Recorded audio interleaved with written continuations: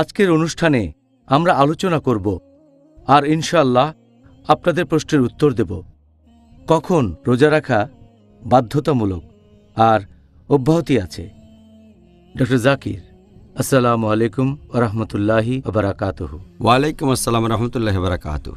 Doctor Zakir, বুঝতেই পারছেন আমাদের অনেক পথ পাড়ি দিতে হবে আজকের এই টপিক নিয়ে, আর আমি নিশ্চিত আজকেও আমাদের দর্শকরা আপনার উত্তরগুলো শুনে দারুণভাবে উপকৃত হবেন ইনশাআল্লাহ। ইনশাআল্লাহ। আজকের প্রথম প্রশ্ন, রোজা রাখা এটা কি সব মুসলিমদের জন্য বাধ্যতামূলক, নাকি আল্লাহ এখানে বিশেষ কিছু লোকের কথা বলেছেন যাদেরকে রোজা রাখতে হবে, বিশেষ করে রমজান মাসে? আলহামদুলিল্লাহ, ওয়াসসালাতু ওয়াসসালাম আলা রাসূলিল্লাহ ওয়া আলা আলিহি ওয়া সাহবিহি আজমাইন। কোনো লোকের জন্য রোজা রাখা বাধ্যতামূলক হতে গেলে অবশ্যই তাকে 5টা শর্ত পূরণ করতে হবে। 1 নম্বর হচ্ছে তাকে হতে হবে একজন মুসলিম। 2 নম্বর, সেই লোক হবে সুস্থ মস্তিষ্কের। 3 নম্বর, তাকে অবশ্যই সাবালক অথবা সাবালিকা হতে হবে, তার মানে তাকে প্রাপ্তবয়স্ক হতে হবে। 4 নম্বর, তাকে হতে হবে স্বাস্থ্যবান। 5 নম্বর, সেই লোক তখন কোথাও ভ্রমণ করবে না, সে একটা নির্দিষ্ট জায়গায় থাকবে। এছাড়া মহিলাদের রোজার ক্ষেত্রে অতিরিক্ত আরও 4টা শর্ত পূরণ করতে হবে। যদি সে হয় একজন মহিলা, যদি সে হয় নারী, তার ক্ষেত্রে রোজা বাধ্যতামূলক হতে গেলে অতিরিক্ত আরও 4টা শর্ত পূরণ করতে হবে। 1 নম্বর, সে সময় তার রজস্রাব হবে না। এছাড়াও এ সময় প্রসব পরবর্তীকালীন রক্তস্রাবও হবে না। বাচ্চাকে নিজে দুধ খাওয়াবে না অথবা গর্ভবতী থাকবে না। তাহলে মহিলাদের ক্ষেত্রে এই সময় 9টা শর্তের সবগুলো পূরণ হলে তখন তার জন্য রোজা বাধ্যতামূলক হবে।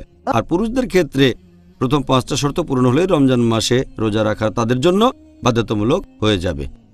তাহলে আপনি যা বললেন সেটা থেকে আমি যেটা বুঝলাম তা হলো রোজা এটা শুধু মুসলিমদের জন্য বাধ্যতামূলক। কথাটা ঠিক? ঠিক বলেছেন, শুধুমাত্র মুসলিমদের জন্যই রোজা রাখাটা বাধ্যতামূলক। কোনো অমুসলিম বা অবিশ্বাসীদের জন্য রোজা রাখা বাধ্যতামূলক না। এর কারণ হচ্ছে আল্লাহ সুবহানাহু ওয়া তাআলা বলেছেন পবিত্র কোরআনে সূরা নূর অধ্যায় নম্বর 24 আয়াত নম্বর 39 যে একজন অবিশ্বাসীর কাজ, তার মানে যে অমুসলিম, একজন অবিশ্বাসীর কাজ হলো মরুভূমির মধ্যে মরীচিকার মতো। তৃষ্ণার্ত লোক মনে করে সেখানে পানি আছে, কিন্তু যখন পৌঁছায় তখন দেখে যে কোনো পানি নেই, কিন্তু সেখানে পাবে আল্লাহকে। তখন আল্লাহ তার কর্মফল পূর্ণমাত্রায় দেবেন এবং আল্লাহ তাআলা হিসাব গ্রহণে তৎপর। তার মানে পরকালের জীবনে অবিশ্বাসীরা তাদের কাজের ফল কোনো ভালো কিছু পাবে না এবং আল্লাহ হিসাব গ্রহণে তৎপর।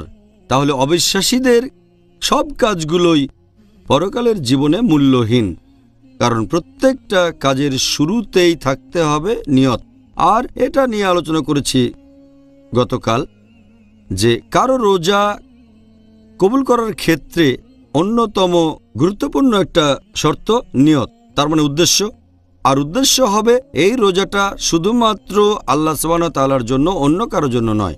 তাহলে একজন অমুসলিম, একজন অবিশ্বাসী যে আল্লাহ সুবহানাহু ওয়া তাআলাকে বিশ্বাস করে না, সে যে আল্লাহ সুবহানাহু ওয়া তাআলার জন্য নিয়ত করে রোজা রাখবে এমন প্রশ্ন আসবে না। এই কারণে অবিশ্বাসীদের জন্য রোজা রাখাটা বাধ্যতামূলক না। যদি সে নিয়ত ছাড়া রোজা রাখে তাহলে সেটা অযথা উপোস করাই হবে, কিন্তু ইবাদত হবে না। ইসলাম ধর্ম অনুযায়ী যে রোজাটা সেটা পালন করা হবে না। সেজন্য নিয়ত বা উদ্দেশ্য খুবই গুরুত্বপূর্ণ। এখন অবিশ্বাসীরা যদি কোনো ইবাদত করে, যদি ঈমান না আনে, যদি বিশ্বাস না করে যে আল্লাহ সুবহানাহু ওয়া তাআলা কেবলমাত্র একজন, যদি কালেমা না বলে লা ইলাহা ইল্লাল্লাহ মুহাম্মাদুর রাসূলুল্লাহ, আল্লাহ ব্যতীত কোনো উপাস্য নেই এবং নবী মুহাম্মদ সাল্লাল্লাহু আলাইহি সাল্লাম হলেন আল্লাহর রাসূল, তাহলে ইবাদতের সব কাজই পরকালের জন্য মূল্যহীন হবে।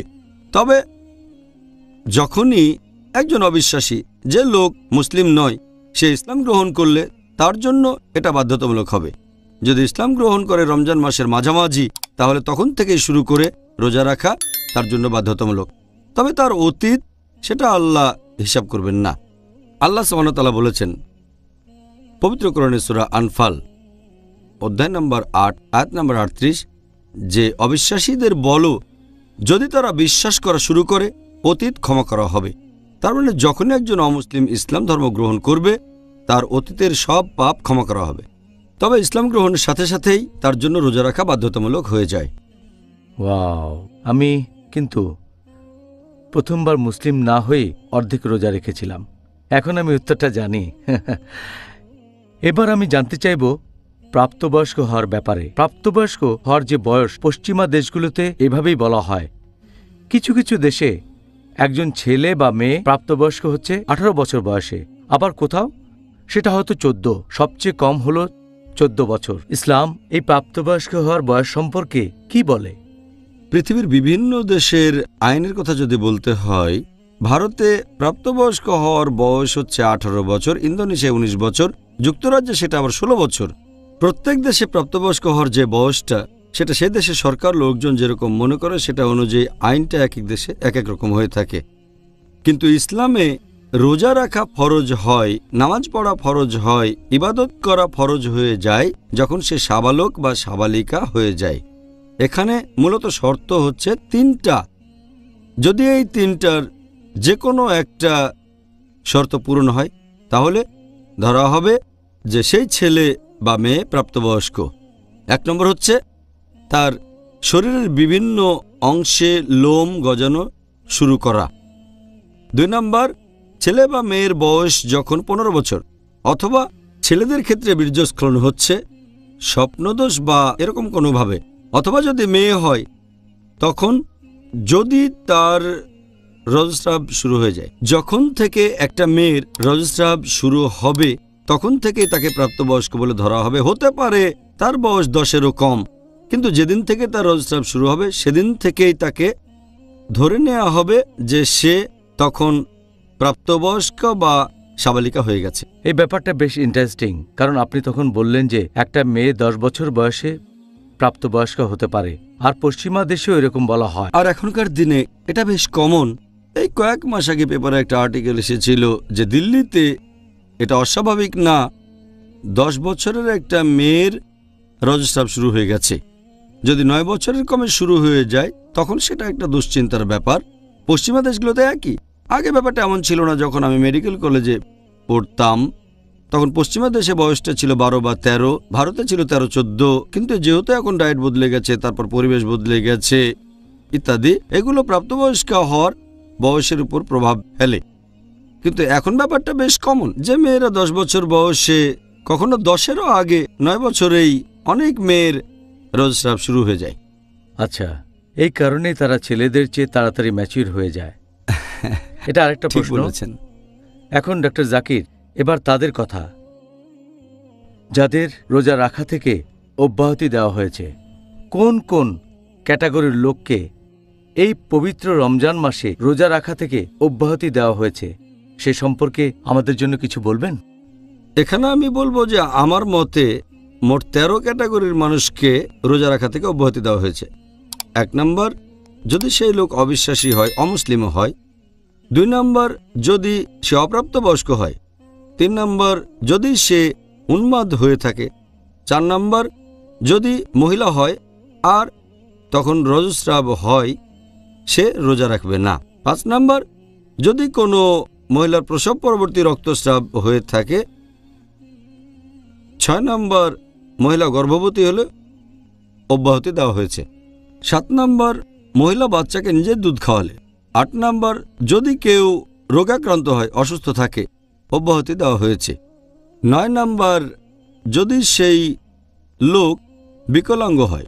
10 নম্বর, যদি সেই লোক খুব বয়স্ক হয়ে থাকে, যদি খুব বৃদ্ধ হয়ে যায়। 11 নম্বর, যদি সে ভ্রমণ করে। 12 নম্বর, যদি সেই লোক জিহাদ করে বা লড়াইতে অংশগ্রহণ করে আল্লাহ তাআলার খাতিরে। আর 13 নম্বর, জোর করা হলে।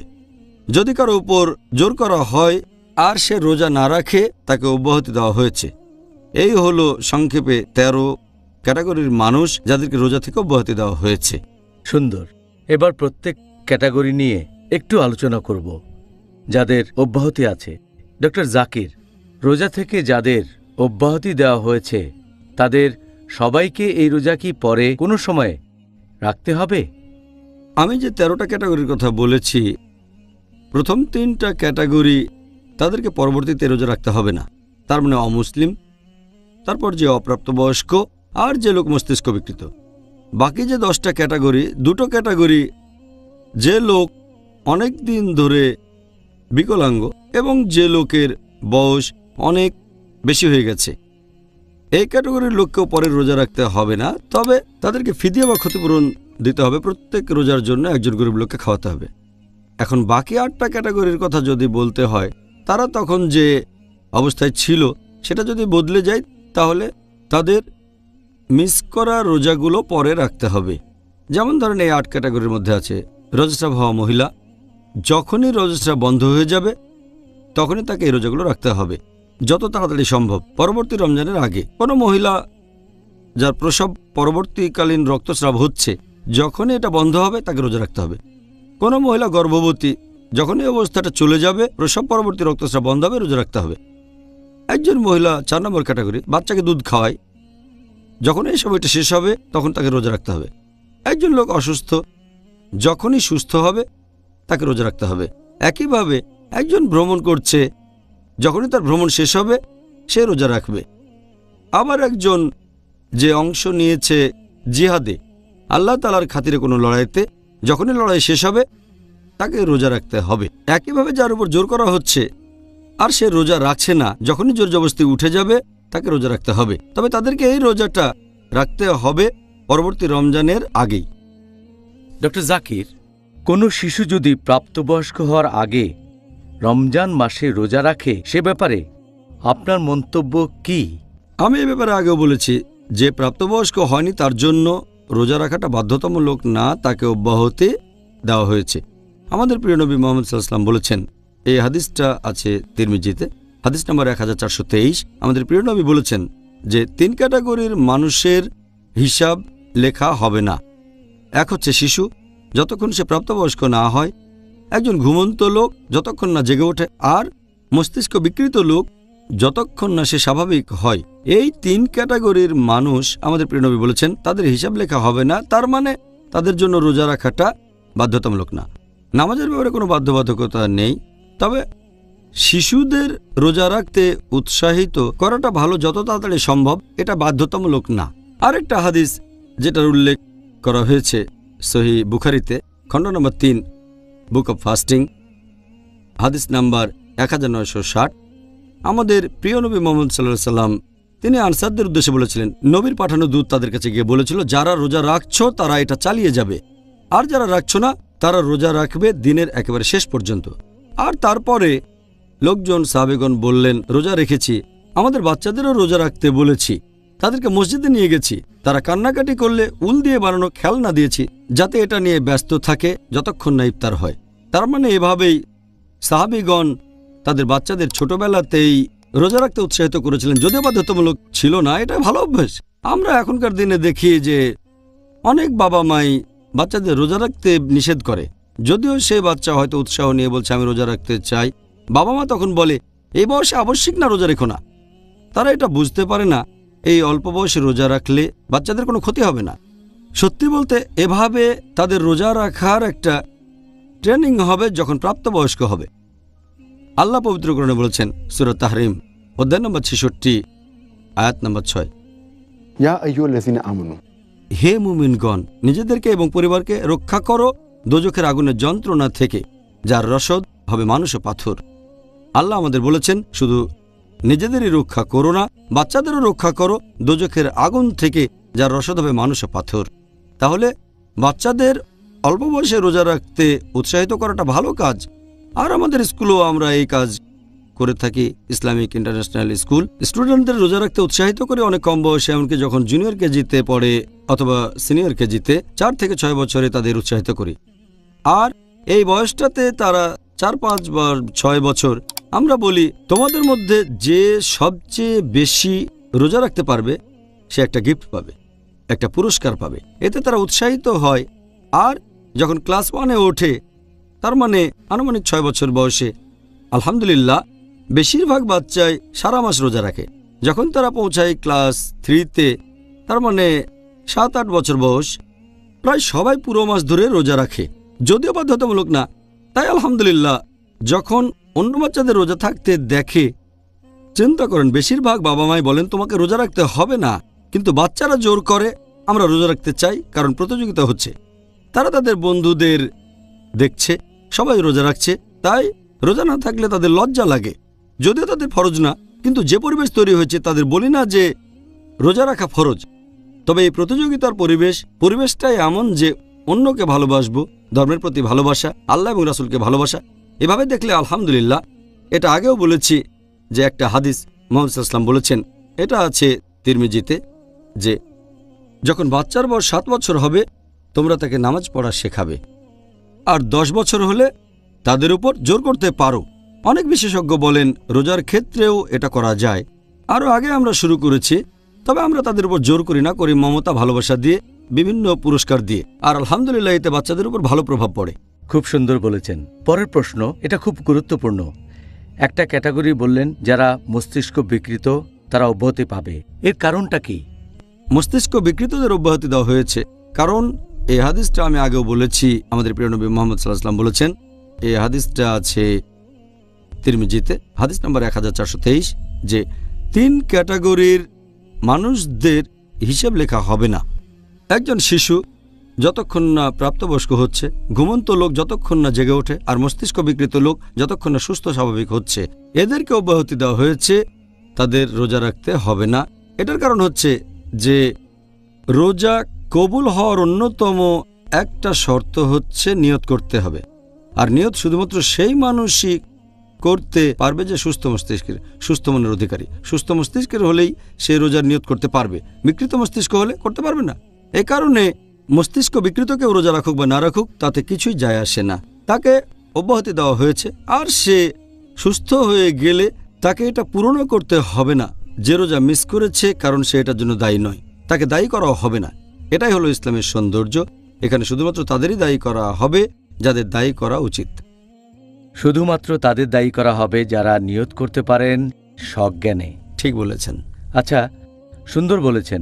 পরের প্রশ্ন, একজন মহিলার দৃষ্টিকোণ থেকে যার রক্তস্রাব হয়েছে অথবা প্রসব পরবর্তী রক্তস্রাব, তাদের জন্যে রোজা রাখা নিষিদ্ধ নাকি ঐচ্ছিক, কোনটা? এরকম মহিলার কথা যদি বলেন যার রজস্রাব শুরু হয়ে গেছে বা প্রসব পরবর্তী রক্তস্রাব, আমাদের প্রিয় নবী বলেছেন, হাদিসটা সহিহ বুখারীতে আছে, এছাড়াও সহিহ মুসলিমে, সেই মহিলার জন্য রোজা রাখা নিষিদ্ধ যার রজস্রাব অথবা প্রসব পরবর্তী রক্তস্রাব চলছে।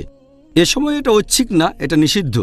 আর এর পেছনে কারণটা হচ্ছে যখন কোনো মহিলার শরীর থেকে রক্ত বের হয়ে যায়, সে অনেক রক্ত হারায়, আর এ অবস্থায় যদি রোজা রাখে সে তার স্বাস্থ্যের জন্য ভালো হবে না। আল্লাহ সুবহানাহু ওয়া তাআলা এখানে দয়া করেছেন, এই মহিলাকে অব্যাহতি দিয়েছেন আর আবশ্যিক করেছেন যে তারা রোজা রাখবে না, তা না হলে তাদের স্বাস্থ্যের ক্ষতি হতো। আর আল্লাহ সুবহানাহু ওয়া তাআলা মানুষের উপর অতিরিক্ত বোঝা চাপাতে চান না, সে কারণেই এই মহিলাদের রোজা থেকে অব্যাহতি দেওয়া হয়েছে। আর এমনকি দিনের মাঝ সময়েও যদি কারো রজস্রাব শুরু হয়ে যায়, রোজা ভেঙে ফেলতে হবে। যদি সেটা সূর্যাস্তের কয়েক মিনিট আগেও হয়ে যায়, রোজা ভেঙে ফেলতে হবে, তবে এই রোজাটা পরে রাখতে হবে। আবার ধরেন কারো রজস্রাব শুরু হয়েছে আর সেটা শেষ হলো ফজরের ওয়াক্তের ঠিক আগে, তখন যদি মহিলা গোসল নাও করে রোজা রাখতে পারে, কিন্তু যদি শেষ হয় ফজরের ওয়াক্তের কয়েক মিনিট পরে, রোজা রাখতে পারবে না, রোজা ভেঙে ফেলতে হবে আর এই রোজাটা পরে রাখতে হবে। ঠিক আছে, এবারের প্রশ্নটা হচ্ছে সেরকম কোনো মহিলা সম্পর্কে যে গর্ভবতী অথবা যে তার বাচ্চাকে নিজের দুধ খাওয়াচ্ছে, এদের অব্যাহতি দেওয়া হয়েছে কেন? পবিত্র কোরআনের আয়াত বলছে, সূরা বাকারা অধ্যায় নম্বর 2 আয়াত 185, যে যদি কেউ অসুস্থ থাকে বা ভ্রমণ করে সে তাহলে এই সময়ের রোজাগুলো পরে রাখতে পারে। তো বেশিরভাগ ফুকাহা, বেশিরভাগ বিশেষজ্ঞ তারা বলেন যে মহিলা গর্ভবতী বা দুধ খাওয়ান তারা সেই ক্যাটাগরিতে পড়বে যারা অসুস্থ, সেজন্য তারা চাইলে রোজাটা নাও রাখতে পারে। তবে এ ব্যাপারে একটা ক্লিয়ার কাট সহিহ হাদিস আছে যেখানে নবী এই মহিলাদেরকে রোজা রাখা থেকে অব্যাহতি দিয়েছেন। হাদিসটা আছে সুনান ইবনে মাজাহ, হাদিস নাম্বার 1667, যে আমাদের প্রিয় নবী বলেছেন একজন ভ্রমণকারীকে রোজা রাখা এবং নামাজের কিছু অংশ থেকে অব্যাহতি দেওয়া হয়েছে। আর রোজা থেকে অব্যাহতি দেওয়া হয়েছে সেই মহিলাদেরকে যারা গর্ভবতী এবং যারা দুধ খাওয়ায়। আমাদের প্রিয় নবী মুহাম্মদ সাল্লাল্লাহু আলাইহি ওয়াসাল্লাম আরও বলেছেন, এই হাদিসটা আছে সুনান আল-নিসাইতে, বুক অব ফাস্টিং, হাদিস নম্বর 2274, যে আল্লাহ তাআলা ভ্রমণকারীদেরকে অব্যাহতি দিয়েছেন রোজা রাখা থেকে, নামাজের অর্ধেক থেকে। এবং আল্লাহ তাআলা অব্যাহতি দিয়েছেন গর্ভবতী মহিলাদের এবং যে মহিলারা দুধ খাওয়ায় রোজা থেকে। এই দুই হাদিসের উপর ভিত্তি করে এটা পরিষ্কার যে গর্ভবতী মহিলারা আর যে মহিলারা দুধ খাওয়ায় তাদের অব্যাহতি দেওয়া হয়েছে। এখানে লজিক্যাল কারণ হিসেবে বলা যেতে পারে যে যখন কোনো মহিলা গর্ভবতী থাকে অথবা বাচ্চাকে দুধ খাওয়ায়, সে যে খাবার খায় সেটা শুধু নিজের জন্যই খায় না, খাবারটা তার জন্য, এছাড়াও যে শিশুটা গর্ভে আছে অথবা যাকে দুধ খাওয়াচ্ছে তার জন্য। এখন সেই মহিলা রোজা রাখা তার নিজের জন্য বা বাচ্চার জন্য কঠিন হয়ে যায় বলে সে রোজা থেকে অব্যাহতি পেয়েছে। কিন্তু মহিলা যদি গর্ভাবস্থায় প্রথম স্টেজে থাকে আর মনে করে, অথবা দুধ খাওয়াচ্ছে আর মনে করে যে রোজা রাখলে তার শরীরের কোনো ক্ষতি হবে না অথবা তার বাচ্চারও কোনো ক্ষতি হবে না, তাহলে রোজা রাখতে পারে। যদি তার সন্দেহ থাকে যে রোজা রাখলে তার কষ্ট হবে, যদি এতে তার কোনো ক্ষতি না হয় তার স্বাস্থ্যের অথবা বাচ্চার, তাহলে রোজা রাখতে পারে, নাও পারে। তবে যদি এতে তার শরীরের ক্ষতি হয় অথবা বাচ্চার ক্ষতি, তাহলে রোজা রাখা তার জন্য হারাম। কারণ আল্লাহ তাআলা কোনো মানুষের উপর তার সাধ্যের অতিরিক্ত বোঝা চাপিয়ে দিতে চান না। আর এভাবে দেখলে এ কারণে আল্লাহ তাদের অব্যাহতি দিয়েছেন। পরে যখন তারা সুস্থ হবে, দুধ খাওয়ানো বন্ধ করবে অথবা গর্ভাবস্থা শেষ হয়ে যাবে, প্রসব পরবর্তী রক্তস্রাবের পরে তাদেরকে মিস করা রোজাগুলো রাখতে হবে পরবর্তী রমজানের আগে। ডক্টর জাকির, আচ্ছা, কোনো লোক যদি কিছুটা অসুবিধায় পড়ে, কোনো ধরনের অসুস্থতার কারণে মাথা বা পেটে ব্যথা, তাদেরও কি রোজা থেকে অব্যাহতি দেওয়া হয়েছে? যে মানুষটা অসুস্থ তাকে অব্যাহতি দেওয়া হয়েছে। আল্লাহ পবিত্র কোরআনে বলেছেন সূরা বাকারা অধ্যায় নম্বর 2 আয়াত 185 যে যদি কেউ অসুস্থ থাকে অথবা ভ্রমণ করে তাহলে তাকে সেই সময়কার রোজাগুলো পরবর্তীতে রাখতে হবে। তবে তার মানে এই না যে কেউ যদি ভুগতে থাকে মাথা ব্যথায় অথবা পেট ব্যথায় অথবা কফে, সে রোজা রাখবে না। যদি কোনো ব্যক্তি অসুস্থ অবস্থায় রোজা রাখতে পারে, রোজা রাখা তার জন্য বাধ্যতামূলক। শুধুমাত্র তখন অব্যাহতি দেওয়া হয়েছে যদি অসুস্থতার কারণে তার রোজা কঠিন হয়ে যায় অথবা রোজা রাখলে তার অসুস্থতা আরও বেড়ে যায় অথবা স্বাস্থ্য খারাপ হয়ে যায় অথবা অসুস্থতার কারণে যদি ওষুধ খাওয়া বাধ্যতামূলক হয়, তখন অব্যাহতি দেওয়া হয়েছে। এটা আমাদের ছোটোখাটো কারণে বা ছোটোখাটো অসুখে যেমন কফ বা সর্দি, মাথা ব্যথা বা পেট ব্যথা, তখন রোজা বাধ্যতামূলক।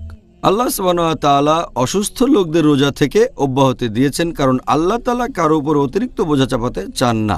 আল্লাহ পবিত্র কোরআনে বলেছেন, এটা আছে সূরা বাকারা অধ্যায় নম্বর 2 আয়াত নম্বর 195 যে তোমরা নিজের হাতে নিজেদের ধ্বংসে নিক্ষেপ করো না। আমি অসুস্থ আর যদি মনে করি রোজা রাখলে আমার ক্ষতি হতে পারে, স্বাস্থ্য খারাপ হয়ে যাবে, নিজেকে মেরে ফেলার মতোই, তাই আল্লাহ বলেছেন এটা নিষিদ্ধ। যদি আমি জানি যে রোজা রাখলে স্বাস্থ্য খারাপ হয়ে যাবে, তখন এটা হবে নিষিদ্ধ। একইভাবে আল্লাহ বলেছেন পবিত্র কোরআনে সূরা নিসা অধ্যায় নম্বর 4 আয়াত নম্বর 29 যে নিজেদেরকে হত্যা করো না, নিশ্চয় আল্লাহ সুবহানাহু ওয়া তাআলা পরম দয়ালু। তাহলে নিজের স্বাস্থ্যের ক্ষতি করা, নিজের কোনো ক্ষতি করা, এটা ইসলাম অনুযায়ী নিষিদ্ধ। এই অব্যাহতিটা দেওয়া হয়েছে সেই সব মানুষকে যাদের রোজা রাখা কষ্টকর অথবা যাদের স্বাস্থ্য খারাপ হয়ে যাবে, তবে ছোটখাটো অসুখে অব্যাহতি নেই। আচ্ছা, তাহলে অব্যাহতি পাবে তারা যারা গুরুতরভাবে অসুস্থ। এবারে আমাদের পরের প্রশ্ন, এটা হচ্ছে একজন বিকলাঙ্গ মানুষ নিয়ে। এই নিয়মটা কেন যে একজন বিকলাঙ্গ মানুষকে মিস করা রোজাগুলোর জন্য ক্ষতিপূরণ দিতে হবে? আল্লাহ পবিত্র কোরআনে বলেছেন সূরা বাকারা অধ্যায় নম্বর 2 আয়াত নম্বর 184 যে যদি রোজা রাখা কারোর জন্য কঠিন হয়ে যায়, সে রোজা রাখতে পারে অথবা ক্ষতিপূরণ দেবে। তার মানে কোনো গরিব বা অভাবগ্রস্তকে খাইয়ে দিতে হবে। এর কারণ হলো যদি কেউ বিকলাঙ্গ হয় অথবা স্থায়ীভাবে অসুস্থ হয়, এমন কোনো সম্ভাবনা নেই যে সুস্থ হয়ে সে তারপর আবার রোজা রাখতে পারবে। তাহলে সে পরে পূরণ করবে বা পরবর্তীতে মিস করা রোজাগুলো রাখবে, এই প্রশ্নটাই তখন আর আসবে না তার বেলায়। সেজন্য তাকে দিতে হবে ক্ষতিপূরণ। তখন সে কোনো গরিব লোককে খাইয়ে দেবে। যতগুলো রোজা সে মিস করবে, প্রত্যেক রোজার জন্য সে একজন গরিব লোককে খাইয়ে দেবে। ডক্টর জাকির, এবারের প্রশ্ন, কোন ধরনের বৃদ্ধ লোকদের রোজা থেকে অব্যাহতি দেওয়া হয়েছে? আল্লাহ পবিত্র কোরআনে বলেছেন সূরা বাকারা অধ্যায় নম্বর 2 আয়াত নম্বর 184 যে যদি রোজা রাখা কারোর জন্য কঠিন হয়ে যায়, সে রোজা রাখতে পারে অথবা ক্ষতিপূরণ দেবে, মানে গরিব লোককে খাইয়ে দেবে। যেসব বৃদ্ধ লোকদের রোজা থেকে অব্যাহতি দেওয়া হয়েছে তারা হচ্ছেন সেই লোক যাদের শরীর যদি রোজা রাখেন তাহলে খারাপ হয়ে যেতে পারে।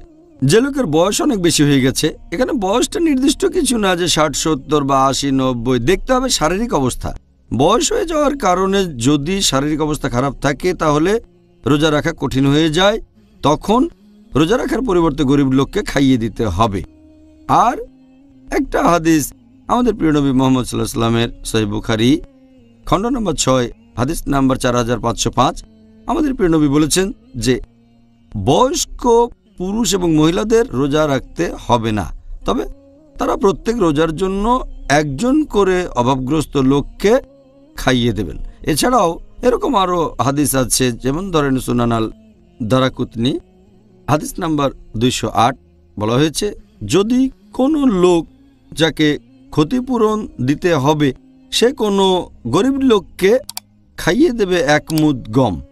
1 মুদ মানে হচ্ছে 2 হাতের মুঠোয় যে পরিমাণ গম ধরে, এই পরিমাণে খাওয়ানো উচিত।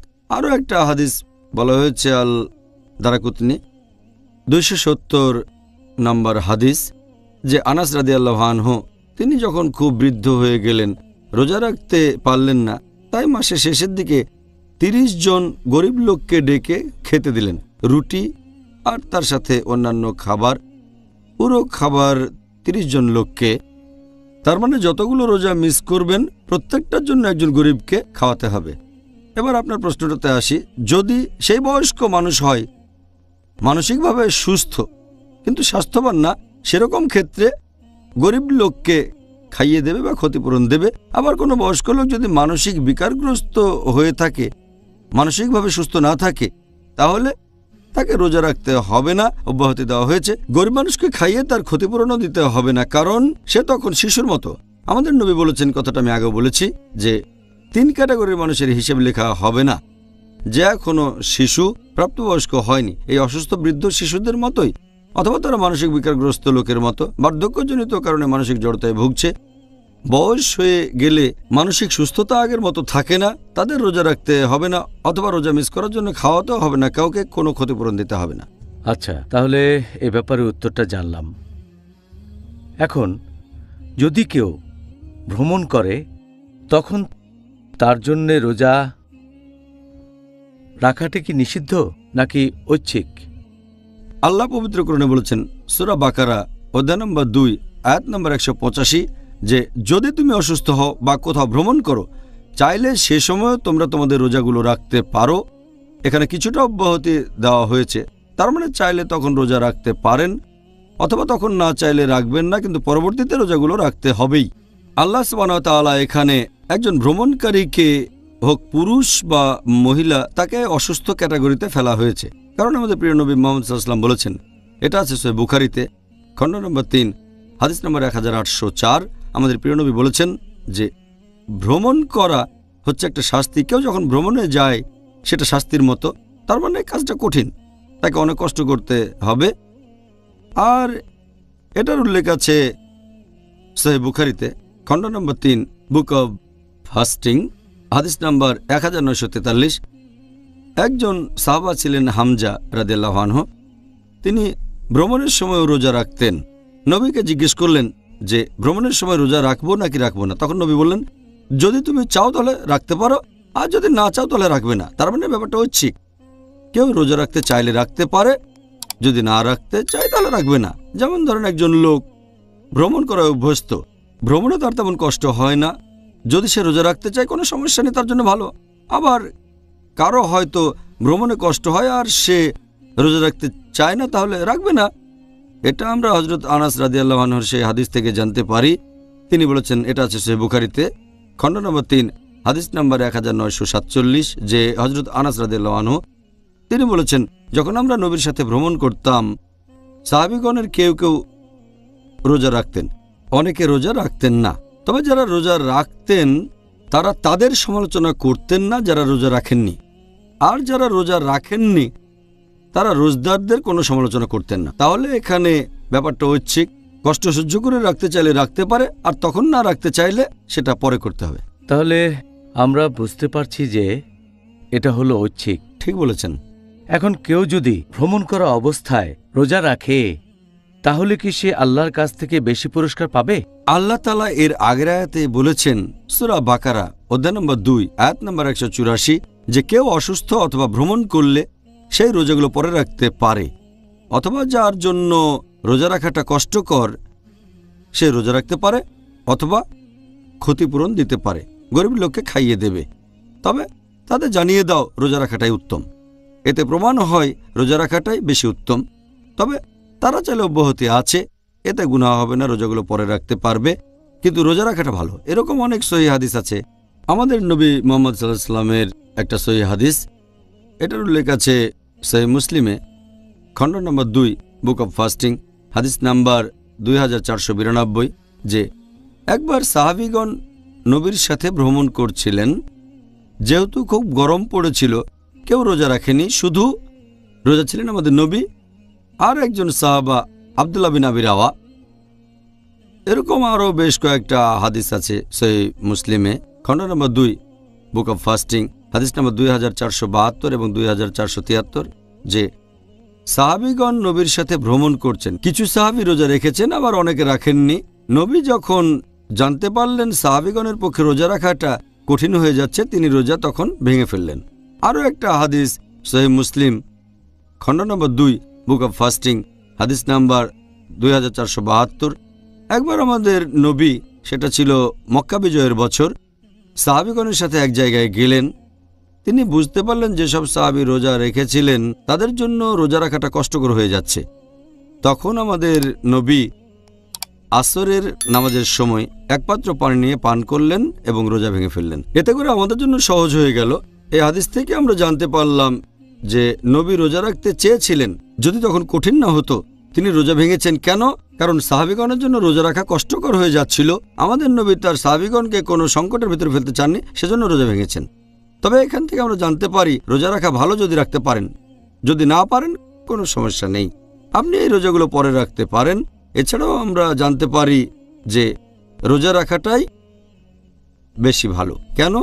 কারণ যদি কেউ পরে রোজা রাখতে চায়, যে ভ্রমণ করছে, আল্লাহ না করুক যদি সে ভ্রমণ করতে গিয়ে কোনো কারণে মারা যায়, তাহলে তার এই কাজটা অসম্পূর্ণ থেকে যাবে, যে কাজটা ফরজ। তাই ভ্রমণ করার সময় যদি কেউ রোজা রাখতে পারে তাহলে তার জন্য রোজাই বেশি ভালো। আর এছাড়াও যখন ভ্রমণ করবেন এই পবিত্র রমজান মাসে, দেখবেন আশেপাশের লোকজনও রোজা রেখেছেন। এভাবে দেখলে ব্যাপারটা বেশ সোজা। যখন বাড়ি ফিরে আসবেন রমজান মাস শেষ হয়ে গেলে, যদি একা রোজা রাখতে চান আর অন্য কেউ না রাখে, তখন এটা বেশ কঠিন কঠিন লাগে। তাহলে এটা একটা অন্যতম কারণ যে ভ্রমণ করার সময় যদি কষ্ট সহ্য করে রোজা রাখতে পারেন তাহলে ভালো, সওয়াবও পাবেন বেশি। অসাধারণ। ডক্টর জাকির, যে লোক জিহাদ করছে তাকে রোজা থেকে অব্যাহতি দেওয়া হয়েছে কেন? যখন কোনো লোক জিহাদে অংশগ্রহণ করছে, রোজা রাখলে তো সে দুর্বল হয়ে পড়বে, সে তখন ভালোভাবে যুদ্ধ করতে পারবে না, যেটা সে করছে আল্লাহ সুবহানাহু ওয়া তাআলার খাতিরে। এজন্য আমাদের প্রিয় নবী বলেছেন, এটা আছে সহিহ মুসলিমে খণ্ড নম্বর 2 অধ্যায় নম্বর 420 বুক অব ফাস্টিং হাদিস নম্বর 2486, যে একবার নবী মুহাম্মদ সাল্লাল্লাহু আলাইহি ওয়াসাল্লাম জিহাদের জন্য রওনা হচ্ছেন। তখন সাহাবীগণকে বললেন, শত্রুর মুখোমুখি হতে যাচ্ছি, রোজা না রাখলে শরীরে শক্তি পাবো, রোজা ভেঙে ফেলো। এই কথা শোনার পর কিছু সাহাবী তখনই তাদের রোজা ভেঙে ফেললেন, আবার অনেকে তারপর রোজা রাখলেন। এরপরে যখন থামলেন তখন নবী বললেন, রোজা রাখলে তোমরা দুর্বল হয়ে পড়বে, রোজা না রাখলে শরীরে শক্তি পাবে, তাই রোজা ভেঙে ফেলো। আমি আদেশ দিচ্ছি, রোজা ভেঙে ফেলো। তখন সবাই রোজা ভেঙে ফেললেন। রোজা না রাখলে শরীরে বল ফিরে পাবো আর আমরা আল্লাহ তাআলার খাতিরে লড়াই করতে পারবো আরো ভালোভাবে, তাহলে জেতার সম্ভাবনা বেশি থাকবে ইনশাআল্লাহ। আচ্ছা, সুন্দর বলেছেন ডক্টর জাকির। আমরা পিস টিভির দর্শকদের কাছ থেকে হাজার হাজার চিঠি পেয়েছি পবিত্র রমজানের উপর আর আজকের টপিকের উপরও, কখন রোজা রাখা বাধ্যতামূলক আর অব্যাহতি আছে। এখন আমরা দর্শকদের প্রশ্নগুলো নিয়ে আলোচনা করব। প্রথম প্রশ্ন এটা করেছেন একজন দর্শক, আর তিনি প্রশ্ন করেছেন একজন লোক অন্য কোনো শহরে একটানা কতদিন থাকলে, সর্বোচ্চ কতদিন থাকলে তাকে ভ্রমণকারী বলা হবে আর রোজা থেকে অব্যাহতি পাবে। এখানে তিনি একটা উদাহরণও দিয়েছেন যে মনে করেন সে একজন ছাত্র, বিদেশে গেছে পড়াশোনা করতে, হয়তো 2 মাস, সে কি রমজান মাসে রোজা থেকে অব্যাহতি পাবে? বেশিরভাগ বিশেষজ্ঞ এই ব্যাপারে বলেন যে নামাজ পড়ার ক্ষেত্রে যে নিয়মটা, যখন কোনো লোক ভ্রমণ করছে, এ ব্যাপারে হাদিসটা আগেও বলেছি যে আমাদের প্রিয় নবী মুহাম্মদ সাল্লাল্লাহু আলাইহি ওয়াসাল্লাম বলেছেন, এটা আছে সুনান ইবনে মাজাহ হাদিস নাম্বার 1667। আমাদের প্রিয় নবী বলেছেন যে আল্লাহ তাআলা তাদেরকে অব্যাহতি দিয়েছেন রোজা রাখা থেকে এবং নামাজের অর্ধেক থেকে যারা ভ্রমণ করছে, আর মহিলাদের রোজা থেকে অব্যাহতি দিয়েছেন যখন গর্ভবতী ইত্যাদি। একজন ভ্রমণকারীর নামাজের ক্ষেত্রে যে নিয়ম, রোজা রাখার ক্ষেত্রেও একরকম একটা নিয়ম আছে। এখন বেশিরভাগ ফুকাহা, বেশিরভাগ বিশেষজ্ঞের যদিও মতভেদ আছে, তবে নামাজের ক্ষেত্রে তারা বলেন যে একজন লোক তার নিজের শহর ছেড়ে অন্য শহরে ম্যাক্সিমাম যতদিন থাকলে ভ্রমণকারী বলা হতে পারে সেটা হলো 4 দিন। বেশিরভাগ বিশেষজ্ঞ রোজার ক্ষেত্রেও এই নিয়মটা মানেন যে নিজের শহর ছেড়ে অন্য শহরে ম্যাক্সিমাম যতদিন থাকলে ভ্রমণকারী বলা হবে সেটা 4 দিন। 4 দিনের বেশি হলে তাকে ভ্রমণকারী বলে গণ্য করা হবে না। যদিও বিশেষজ্ঞগণের মধ্যে একটা মতভেদ আছে, তবে বেশিরভাগ বিশেষজ্ঞ এটা বলেন। এরপর প্রশ্নটা দ্বিতীয় অংশে আসি যে যদি কেউ পড়াশোনা করার জন্য দেশের বাইরে যায় আর সেখানে 2 বা 3 বা 4 মাস বা 5 মাস থাকে, তাকে কি ভ্রমণকারী বলে ধরা হবে? না। এই পরিস্থিতিতে সে আছে অনেক দিন ধরে, কয়েক মাস ধরে। এখানে যদি রোজার কথা বলতে হয় তাকে রোজা রাখতে হবে। রমজান মাসে রোজা রাখা তাদের জন্য বাধ্যতামূলক।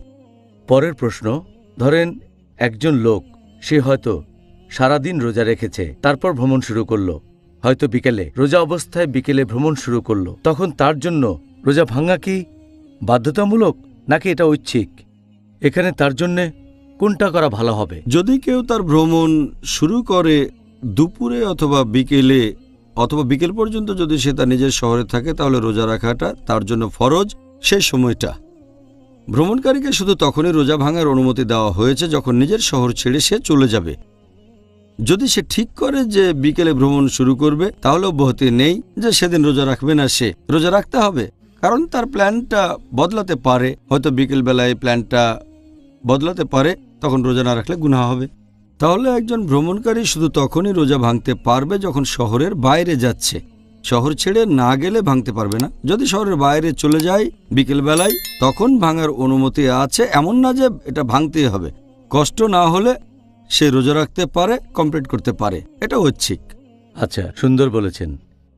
এবারের প্রশ্ন, এটা করেছেন একজন পাইলট, আর তিনি প্রায় সবসময়ই ভ্রমণের উপরেই থাকেন।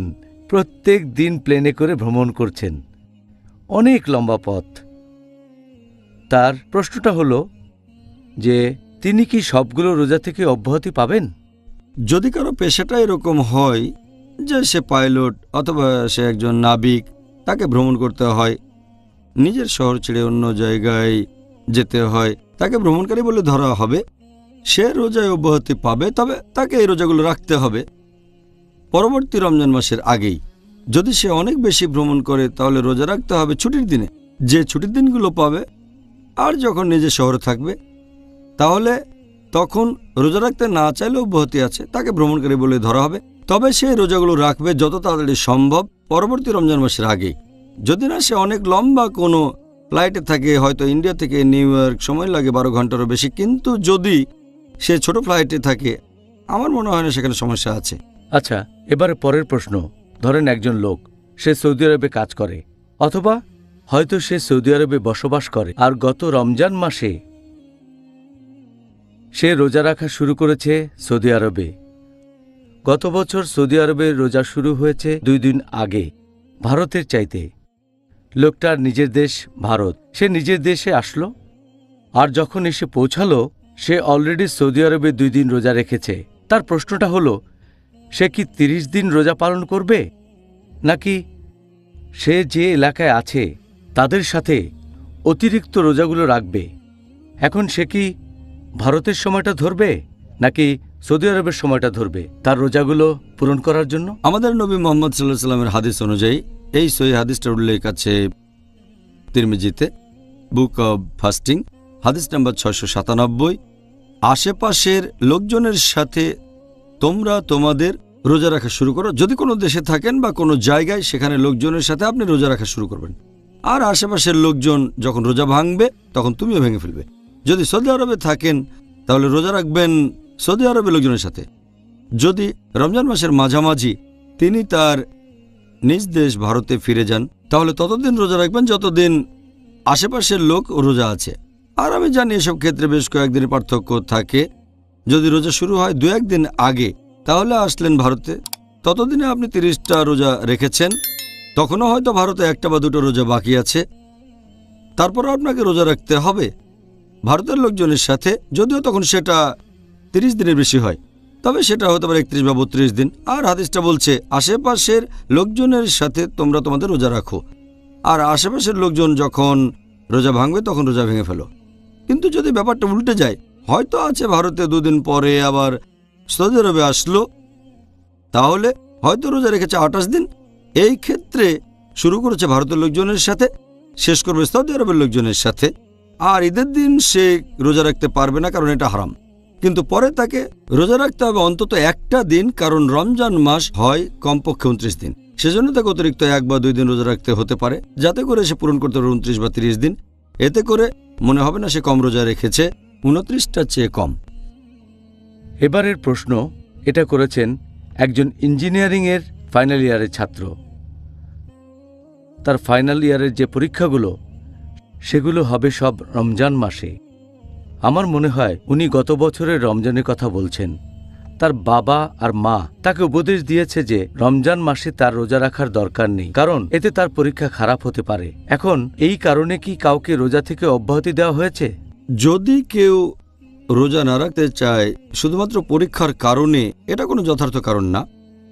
হতে পারে সেটা হয়তো ফাইনাল এক্সাম, আর হয়তো তার বাবা মা তাকে বলছে যে রোজা রেখো না, কারণ যদি রোজা রাখো তাহলে হয়তো তোমার মনোযোগ কমে যাবে, রেজাল্ট খুব একটা ভালো হবে না। যদি বাবা মা জোরাজোরিও করেন, এ ধরনের ক্ষেত্রে সেই সন্তান, ছেলে অথবা মেয়ের উচিত বাবা মার কথা না শোনা। কারণ বাবা মা যদি কিছু করতে বলে আর সেটা যদি আল্লাহ এবং রাসূলের শিক্ষার বিরুদ্ধে যায়, শুধুমাত্র এমন ক্ষেত্রে বাবা মাকে অমান্য করা যাবে। আল্লাহ পবিত্র কোরআনে বলেছেন সূরা আনকাবুত অধ্যায় 29 আয়াত 8, এছাড়াও আছে সূরা লুকমান অধ্যায় নম্বর 31 আয়াত 15, যে যদি তোমার বাবা মা জোর করে বা সংগ্রাম করে, জিহাদ করে যে তুমি আল্লাহ তাআলার পাশাপাশি অন্য কারো ইবাদত করবে, তাদের কথা মেনো না, তারপরও তাদের সাথে সৎভাবে বিশুদ্ধ চিত্তে বসবাস করো। কোরআন আমাদের অনুমতি দিয়েছে, কারণ এটা কোনো আইনসম্মত কারণ না যে যেহেতু তাকে পরীক্ষা দিতে হবে তাই রোজা রাখা লাগবে না, যাতে ভালো নম্বর পেতে পারে। আখেরাতে ভালো নম্বর পাওয়া, ফরজ কাজ পালন করা বেশি গুরুত্বপূর্ণ। সেজন্য এটা কোনো যথার্থ কারণ নয়। পরীক্ষা থাকলেও রোজা রাখতে হবে, আর ইনশাআল্লাহ আল্লাহ তাকে সাহায্য করবেন। সে হয়তো পরীক্ষায় ভালো নম্বর পাবে। অন্য কারো সাহায্যের চেয়ে আল্লাহর সাহায্য বেশি গুরুত্বপূর্ণ। আল্লাহ পবিত্র কোরআনে বলেছেন সূরা আল ইমরান অধ্যায় নম্বর 3 আয়াত নম্বর 160, আল্লাহ সাহায্য করলে কেউ তোমাদের সাথে জিততে পারবে না, আল্লাহ সাহায্য না করলে এমন কে আছে যে তোমাদের সাহায্য করবে। তাই মুমিনগণ আল্লাহ তাআলার উপরই নির্ভর করুক। আর আমার উপদেশ হচ্ছে, সামনে পরীক্ষা থাকলেও রোজা রাখবেন, ইনশাআল্লাহ মনোযোগ আরো বাড়বে, পরীক্ষায় ভালো নম্বর পাবেন ইনশাআল্লাহ। আল্লাহর উপর আরো বেশি ভরসা করবেন, এটাই হলো উত্তর। সুন্দর। পরের প্রশ্ন এটাও ভ্রমণ সম্পর্কে।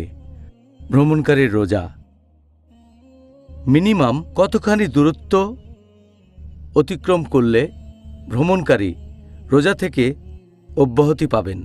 এর উত্তরও হবে নামাজের সেই উত্তরের মতো। কত দূরে গেলে তাকে ভ্রমণকারী বলা যেতে পারে, যাতে করে কাসার করতে পারে, অর্থাৎ নামাজ ছোট করবে।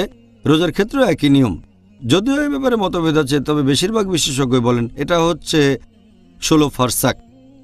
1 ফারসাক মানে 3 মাইল।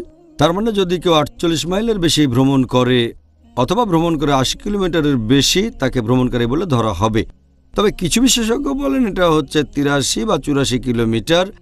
তাই অনেকে বলে কেউ 80 বা 84 কিলোমিটারের বেশি পথ গেলে তাকে ভ্রমণকারী বলে ধরা হবে। তবে মূল ব্যাপারটা হচ্ছে সে তখন তার নিজের শহরে থাকবে না। কিছু শহর আছে যেগুলো অনেক বড়, শহরের এক মাথা থেকে আরেক মাথায় হয়তো 84 কিলোমিটারের বেশি হবে। এরকম হলেও ভ্রমণকারী বলে ধরা হবে না, সে থাকবে অন্য কোনো শহরে। তাহলে ডক্টর জাকির, আমরা আজকের অনুষ্ঠানের শেষ পর্যায়ে চলে এসেছি।